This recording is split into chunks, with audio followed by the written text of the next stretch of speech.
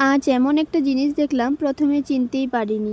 মনে হচ্ছিল গাছে ছোট ছোট বল ঝুলছে। কেন বললাম এমন কথা, পুরো ভিডিওটা দেখলেই বুঝতে পারবে।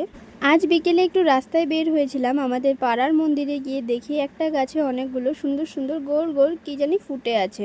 প্রথমে তো বুঝতেই পারছিলাম না এগুলো ফল নাকি ফুল। পরে মাকে জিজ্ঞেস করতেই মা বললো এগুলো কদম গাছের ফুল। ফুলগুলো এত সুন্দর লাগছিল যে চোখ সরানোই কঠিন ছিল। দূর থেকে মনে হচ্ছিল যেন ছোট ছোট সোনালী বল ঝুলে আছে।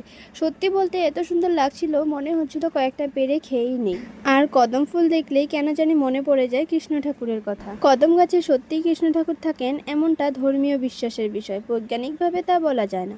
তবে হিন্দু ধর্মে কৃষ্ণের সঙ্গে কদম গাছের বিশেষ সম্পর্কের কথা বলা হয়েছে। অনেক কাহিনী ও ভক্তিগীতে কৃষ্ণকে কদম গাছের নিচে বাঁশি বাজাতে ও সখীদের সঙ্গে লীলা করতে দেখা যায়। তাই কদম গাছকে আমরা অনেক পবিত্র বলে মনে করি। ভিডিওটা কেমন হয়েছে জানি না, হয়তো আরো ভালোভাবে করতে পারতাম। তবে যারা শেষ পর্যন্ত ভিডিওটা দেখেছো, তোমাদের কাছে একটা ছোট্ট অনুরোধ, একটু লাইক কমেন্ট বা রিয়েকশন দিয়ে যেও। তোমাদের সামান্য সাপোর্টেই আমাকে আরো ভালোভাবে ভিডিও বানাতে উৎসাহ দেয়।